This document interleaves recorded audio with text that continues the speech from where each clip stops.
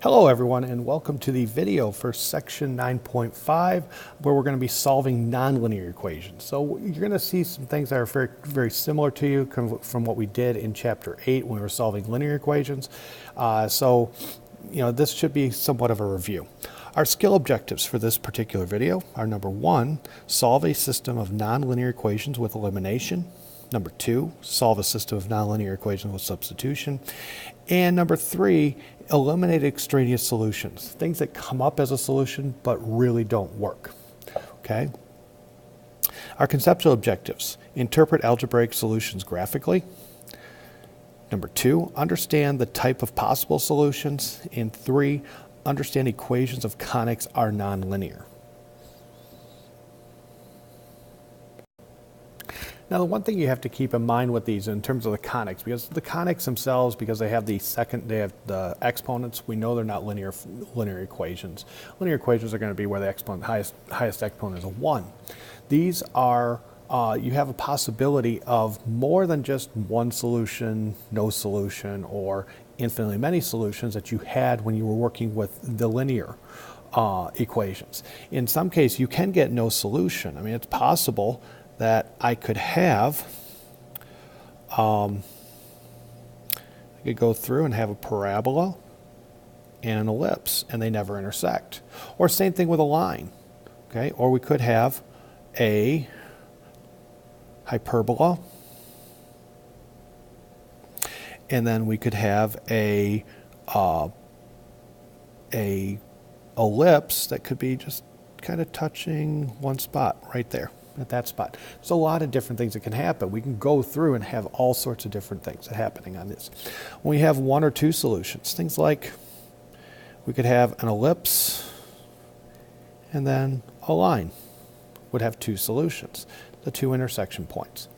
Or a parabola and then a line like this that just touches the parabola right there. That could be a situation where you have one solution.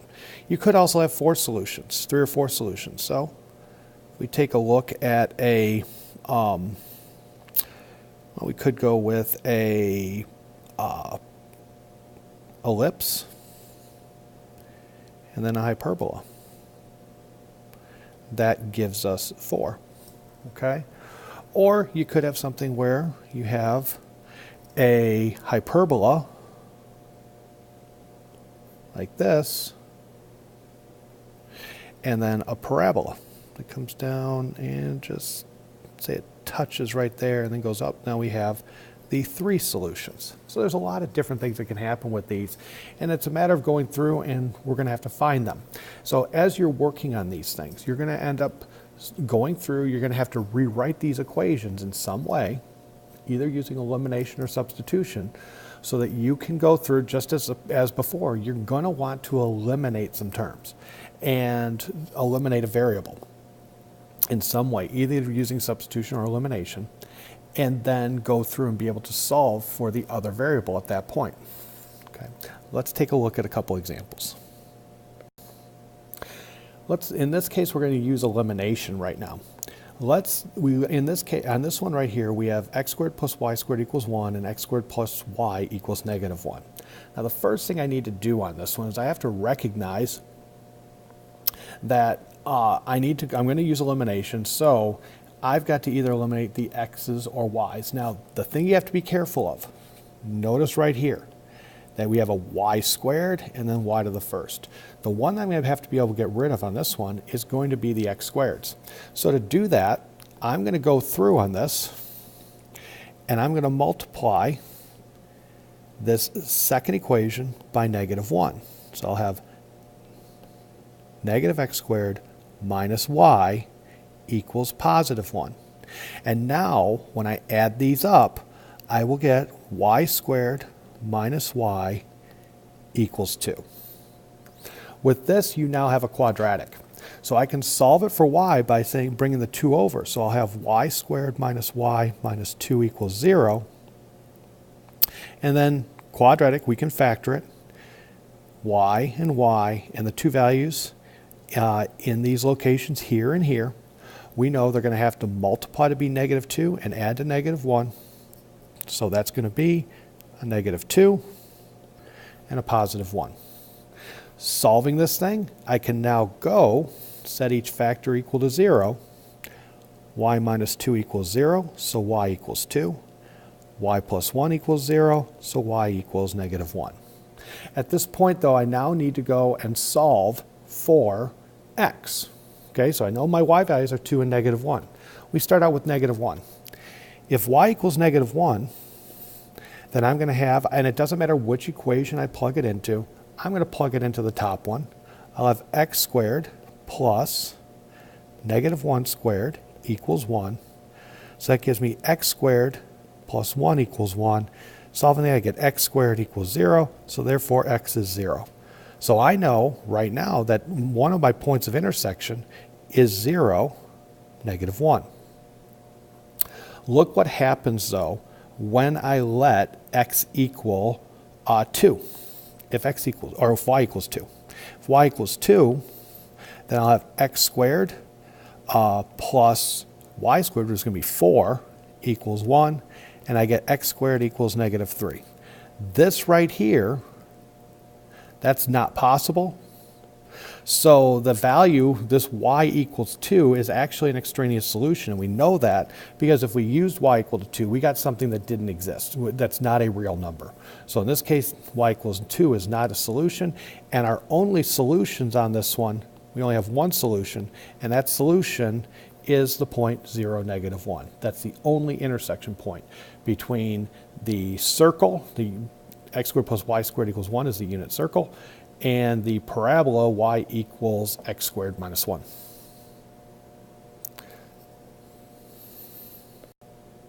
Here is a complete solution for another one that we're going to do by elimination. It started out here as the solution between this ellipse and this hyperbola. We have an ellipse that has a horizontal major axis here, and we have a hyperbola that has a vertical transverse axis.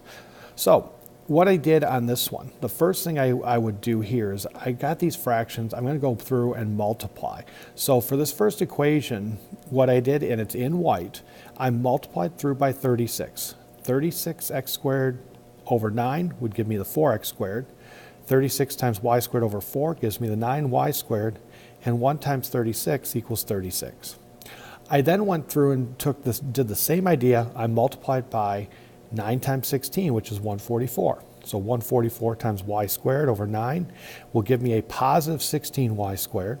And 144 times x squared over 16 will give me, and that minus sign there, that's where I got the negative x squared from, and it equals 144. Notice that I did switch the order here. I rewrote it so that it matched up with what I had up above. Now we want to go through and eliminate. You do have a choice. You can choose to eliminate the x's or y's. In this case, I chose to eliminate the x's here just because of the fact that they were already opposite signs. So I didn't have to multiply by a negative. So I multiply this top equation by 9, and when I do that, I will get this. When I multiply the bottom equation by 4, I'll get the negative 36x squared plus 64y squared equals 576. Adding these together, I get y squared equals, or 145y squared equals 900, so therefore y squared is 900 over 145, which is 180 over 29. Now, technically at this point, I should be checking, I should be going through and saying, okay, well, y equals positive or negative square root of 180 over 29. Okay, I didn't really worry about that on this one just because I know that I'm going to go through and plug this result into one of the two equations here or here. Or actually, I end up going through with this one or this one, make it easier. And the thing that I know is that y squared is 180 over 29. So the values that I had with x would end up working either way. So, because I could have a possibility here for solutions. So I just took the 180 over 29 and I went with this first equation. I just replaced the y squared with the 180 over 29. So I had 4x squared plus 9 times that equals 36. And then when I multiply that out, that's going to be 1,620 over 29. So 4x squared equals 36 minus 1,620 over 29. At this point, I put this in my calculator. Got the common denominator, subtracted. But the end result is that I now have here, on this problem, I have that 4x squared equals negative 576 over 29. Well, again, I have it squared equal to a negative. That is not possible. So for this particular problem, there are no solutions, and which means there are no intersecting points. Take a look, pause the video. At this point, make sure you're comfortable with all the calculations I've done, and when you are, let's move forward. Now let's take a look at something you can do with substitution. Okay? In this case, on this particular problem, I have that negative 7xy plus 2y squared equals negative 3, negative 3xy plus y squared equals 0. Now, I'm going to do this with substitution, and I have a lot of different, I have a couple different ways to do this. Keep in mind that when you're doing this, you're trying to go through and eliminate one of the variables. You're going to go through, solve for either x or y, and then plug that result in there. Well, in this case, one of the things I did on this one is I was going to work with the second equation because it was equal to 0. It's going to make life easier. I can already say that if I let that equal to 0 and solve it, I'm going to get just I'm going to get a value, something that I'm going to plug into the other equation that's just a single term.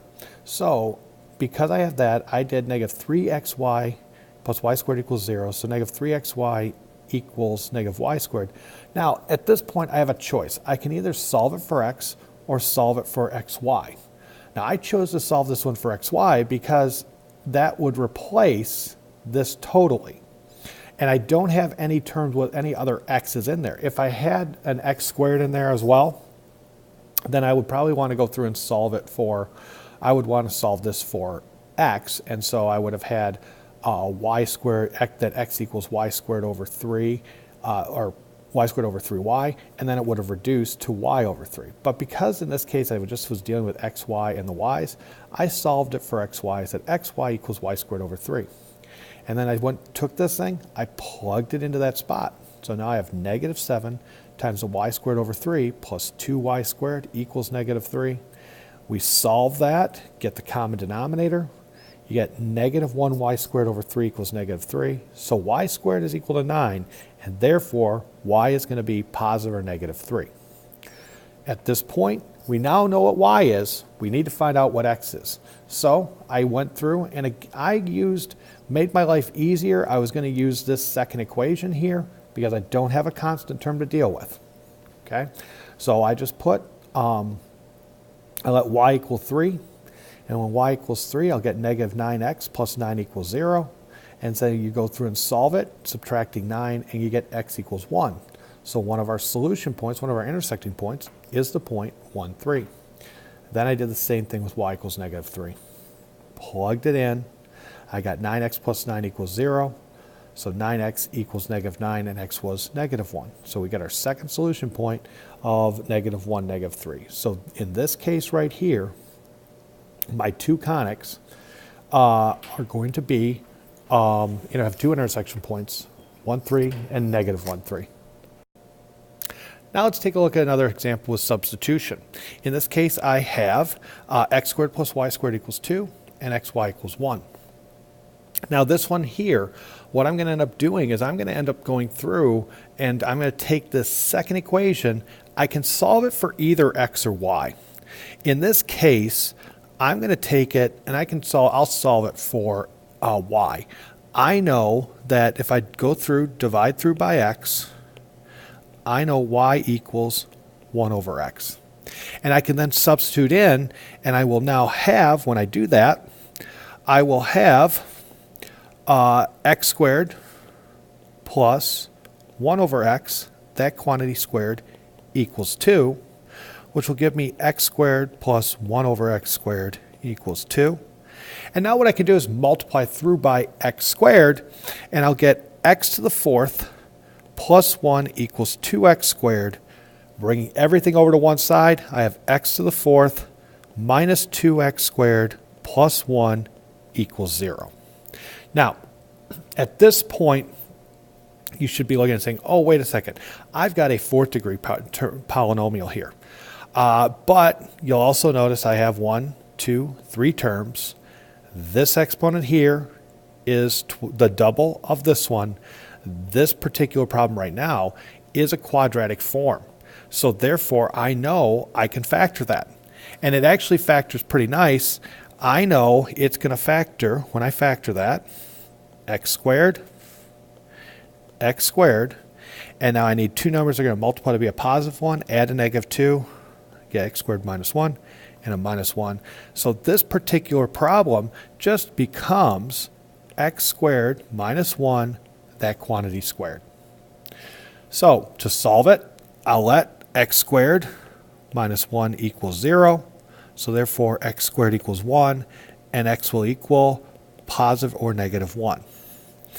And like we did before, you're going to have to go through when x is positive 1, you're going to plug that in, you'll get a y value. When x is negative 1, you'll get another y value. So on this one, if x equals 1, then I know that y equals 1 over x, which will be 1 over 1, which is 1. So that gives me the solution point, 1, 1. Now we do the same thing, but this time we're going to let x equal negative 1. Then y, which is 1 over x, will be 1 over negative 1, which is negative 1. So I get the solution point, negative 1, negative 1. That concludes the techniques that you have for this. Even when you're doing an application problem, you're going to go through, you're going to have problems, you're going to have to come up with the equation. It will be something more than a linear equation. It could be a second degree, most likely a second degree polynomial. But you're going to have to go through and do one of these techniques. It's either substitution or elimination. Look at the problems and decide which one you think is going to work best for you as you do these. Some of the problems they'll tell you to use elimination. Some will say do substitution. But there will be problems where it's open-ended and you're able to make the choice. So with that, I hope you are comfortable with the techniques that you have for this one. It's pretty much review. And if you have, make sure if you have questions, you note them in your notes, and we'll see you in class.